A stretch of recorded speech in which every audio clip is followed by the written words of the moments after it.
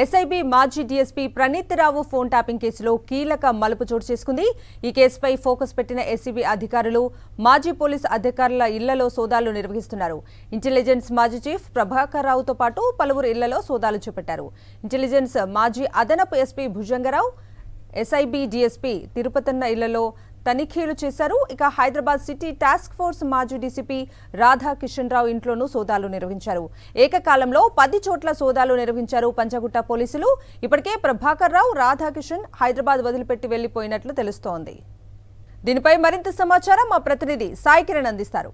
తెలంగాణలో phone tapping వ్యవహారం case విచారణ కీలక దశకు చేరుకుంది. అయితే ఈ కేసులో ఇప్పటికే అరెస్ట్ అయినటువంటి ప్రణీత్ రావు విచారణ కస్టడీ విచారణ ఈరోజు ఆఖరితో ముగియనుంది. సో ఇప్పటికే ప్రణీత్ రావు చెప్పినటువంటి విషయాల ఆధారంగా మాజీ పోలీసులకు ప్రస్తుతం వివిధ శాఖల్లో అతను పనిచేస్తున్నటువంటి పోలీసులకు అందరికీ కూడా నోటీసులు ఇచ్చి విచారిస్తున్నారు. ప్రస్తుతం మనం చూస్తున్నటువంటిది ఎస్ఐబి మాజీ చీఫ్ ప్రభాకర్ రావు ఇల్లు.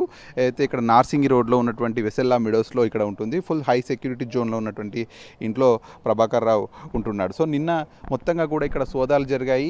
ఎస్ఐబి చీఫ్గా ప్రభాకర్ రావు ఉన్నప్పుడే ఈ ఫోన్ ట్యాపింగ్ వ్యవహారం జరిగింది. ఎస్ఐబి చీఫ్ ప్రభాకర్ రావు ఆదేశాలతోటే దుగ్గ్యాల ప్రణీత్ రావు అప్పుడు ప్రతిపక్ష నేతలకు సంబంధించినటువంటి కావచ్చు, కొంతమంది వ్యాపారవేత్తలు, రియల్ ఎస్టేట్కి సంబంధించిన వాళ్ళందరికీ కూడా ఫోన్ ట్యాపింగ్లు చేసి అక్రమార్జన కూడా చేశాడు, గత ప్రభుత్వానికి సహాయ సహకారాలు అందించాడనేటువంటి ఆరోపణలతో పూర్తిగా ప్రభుత్వం అయితే పోలీసులు అయితే ప్రభాకర్ రావు ఇంట్లో కూడా సోదాలు చేశాడు. ప్రభాకర్ రావుతోటే పాటు మాజీ పోలీసుల అధికారుల ఇళ్లలో కూడా సోదాలు జరిగాయి. అయితే ప్రణీత్ రావుకు అప్పుడు సహకారం అందించినటువంటి అయితే ఇంటెలిజెన్స్ మాజీ అదనపు SP Bhujanga Rao, SIB DSP Tirupathanna ఇళ్లలో కావచ్చు, అలాగే హైదరాబాద్ సిటీ మాజీ టాస్క్ ఫోర్స్ డీసీపీ రాధాకిషన్ ఇళ్లలో కూడా సోదాలు చేశారు. ఏకకాలంలో 10 చోట్ల కూడా సోదాలు జరిగాయి. ముఖ్యంగా ప్రణీత్ రావు అయితే ఈ ఫోన్ ట్యాపింగ్ కోసం ఈ టెక్నాలజీని ఇక్కడ కాదు, అయితే ఇజ్రాయిల్, బ్రెజిల్ లాంటి దేశాలు అక్కడి నుంచి దిగుమతి చేసుకున్నాడు. సో దీనికి ఎవరు ఫండింగ్ చేశారు? ఎందుకంటే రాష్ట్ర ప్రభుత్వ బడ్జెట్ నుంచి ఖర్చు పెట్టడానికి లేకుండా ఇది అక్రమంగా చేసినటువంటి వ్యవహారం కాబట్టి ఎవరు దీనికి ఫండింగ్ చేశారు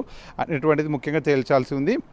అలాగే ఈ టెక్నాలజీ ఏదైతే ఉందో ఇది మీడియా సంస్థకు సంబంధించినటువంటి ఎండి ఇంట్లో ఈ పరికరాలన్నింటినీ కూడా ఏర్పాటు చేసి అక్కడి నుంచే ఈ ఫోన్ ట్యాపింగ్ వ్యవహారం అంతా కూడా నడిపారు. అక్కడ సర్వర్లను అవన్నింటినీ కూడా పెట్టి ఇదంతా కూడా నడిపారు. వచ్చినటువంటి సమాచారం మొత్తాన్ని కూడా గత ప్రభుత్వంలో ఉన్నటువంటి కీలక వ్యక్తులకు, అలాగే అప్పుడు ఇంటెలిజెన్స్ అయితే ఎస్ఐబి చీఫ్గా ఉన్నటువంటి ప్రభాకర్ రావుకు, అలాగే మీడియా సంస్థ అధినేత శ్రవణ్ రావు అని చెప్తున్నారు. సో అతనికి కూడా వీళ్ళందరికీ కూడా ఈ సమాచారాన్ని సేకరించారు. సో మాజీ ఎస్ఐబి చీఫ్ ప్రభాకర్ రావు ఇంట్లో కూడా సోదాలు చేశారు పోలీసులు. సో అతని ఇంట్లో చాలా ఎవిడెన్స్ని అయితే కలెక్ట్ చేసుకున్నారు.